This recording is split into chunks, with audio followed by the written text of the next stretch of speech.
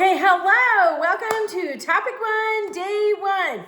My name is Shayla Lanier, and I am your instructor. Okay, this week we kick off our U.S. history themes. We're looking at indigenous peoples and colonial beginnings. Remember, there were whole civilizations and societies living here when the European colonists showed up. So you're examining those initial interactions during this first week. So today you need to post your summary of current course knowledge, and that is just simply what do you know, what do you not know, what do you want to know. It can be simple. I was under a delusion that maybe many of you are under. I thought that I hated history after high school. But I think that was more due to the manner in which it was presented in high school than actually disliking history, obviously, because once I learned about the repetitive nature of history, the way the past ties to today, it became fascinating to me. And also, sometimes when we study history, we are stuck in what they call presentism. We view the past and the decisions that were made in the past through the lens of our modern conveniences, all of the knowledge we have.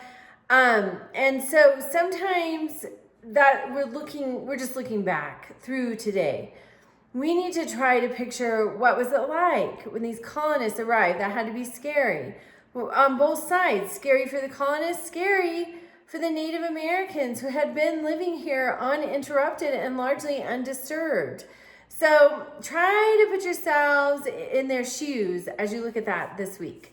Okay, on Wednesday, you need to have your introduction. That's my favorite because I get to know a little bit about each of you.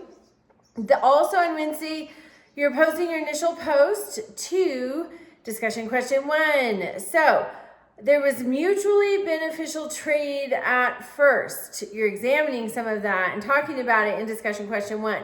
There's no minimum word count for any of the discussions. I do ask, though, that you thoroughly respond to the prompt. So that looks like probably 3 to 5 complete sentences for each initial post and at least 3 sentences for each reply. Your participation, those are your substantive replies in the discussions. On Thursdays, I will post a little extra something in discussion 2. You can respond to that with just a few words, sometimes even with just a number. It can be a very brief response, and you can still get a full participation credit for that very brief response. But the rest of them need to be substantive. Okay, and then on Friday, you reply to discussion question 2. Discussion question 2 is hard. It's about the triangular trade system. And it is hard, it's painful, it's uncomfortable to read about and learn about, but it is essential that we do that, even though it is awful and brutal and it's just really emotionally difficult. But it's essential that we learn about it because one of the reasons we study history is so that when we see characteristics of bad things, we can stop them. Because that's part of the reason history repeats. Nobody learns the lessons, or everybody's too distracted, or whatever it is, to pay attention and recognize, hey, we've seen this before. It ends badly. Here, let's try to do this a different way so that it can end better. That's part of why we study history. So Friday, you're responding to discussion question 2. Then your assignment this week, you're looking at British colonies and indigenous peoples. There are 3 prompts, I think. You will want to have 200 to 300 words in response to each of the prompts, each of the bullet points.